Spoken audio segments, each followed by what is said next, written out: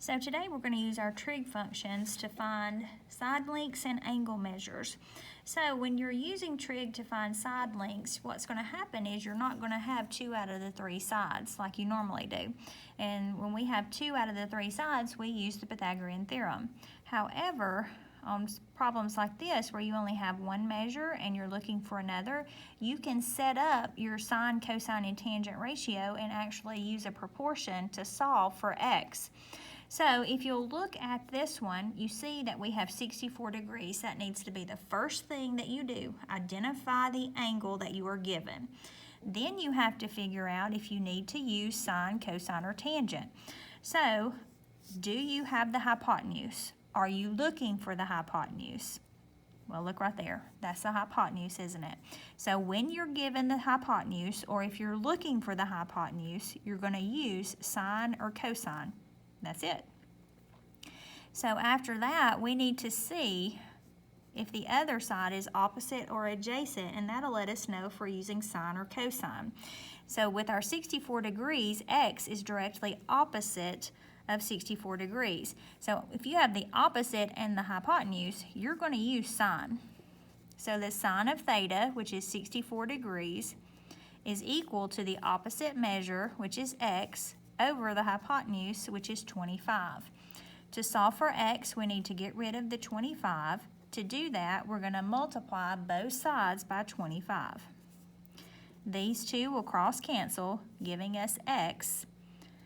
Now, we're going to round to the nearest tenth, so that tells me that we're going to use decimal measurements. On your calculator, if you'll look in mode, since we're finding the sine, cosine, and tangent of degrees, on the mode, you need to make sure that your calculator is in degree mode. And it is, so we'll just do second and quit. So what we're going to do is we're going to multiply 25 times the sine of 64 degrees.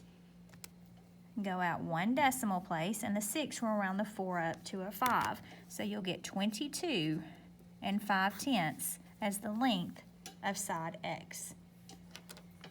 Looking at number 3, again, do you have a hypotenuse? Are you looking for a hypotenuse? We have the hypotenuse value of 34. So that tells me I'm either going to use sine or cosine. So I need to see what the other side is in relation to my angle. So looking at this 18 degrees, I see that x is adjacent to it. Adjacent is my cosine. So the cosine of theta, which is 18 degrees, is equal to the adjacent measure over the hypotenuse. Once again, in order to solve for x, I'm going to multiply both sides by 34.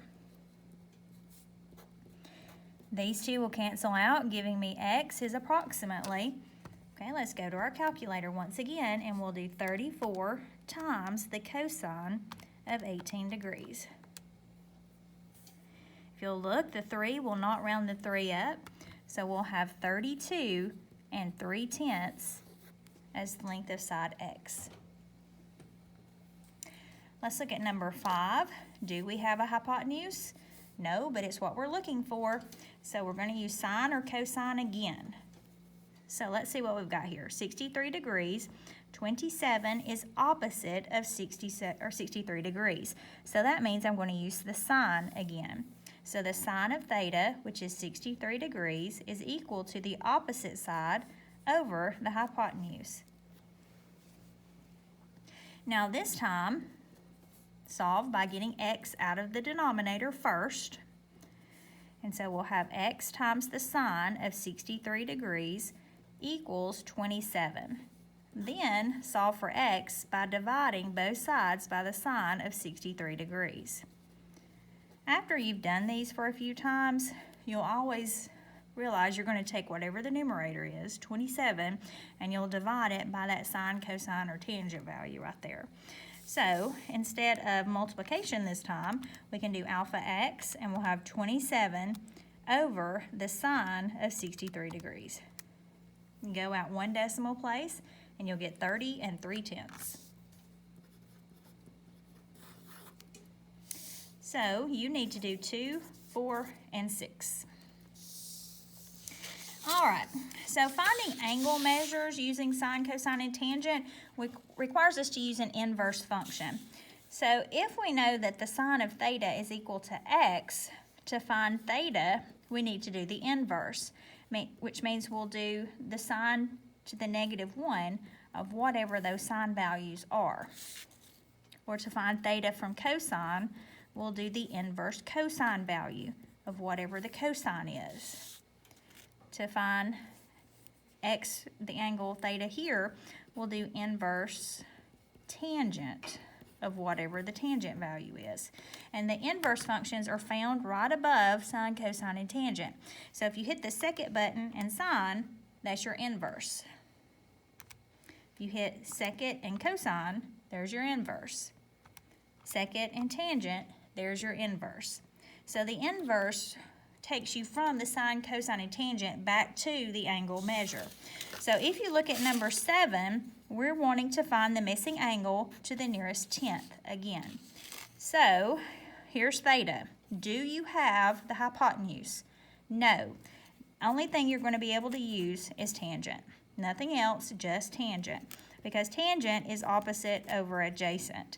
So opposite of theta is 8. Adjacent to theta is 14. Now normally I would tell you to simplify this, but since we're going to find the inverse of whatever the tangent is, it's just not necessary.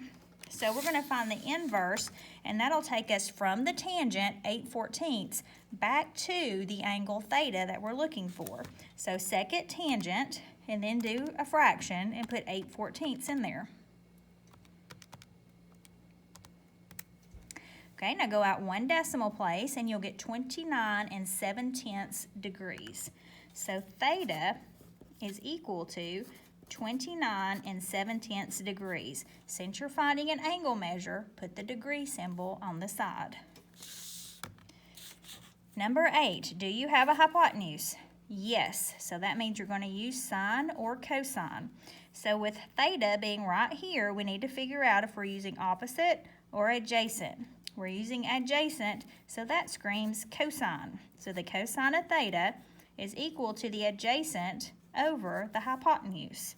And once again, if this was the answer, then we would simplify this and reduce the fraction. But since we're looking for theta, which is our angle, we're just going to find the inverse of 38/40.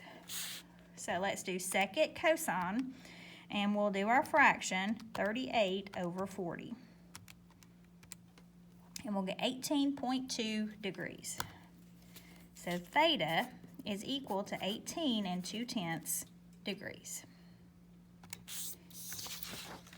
All right, so I want you to do number 9 and number 10.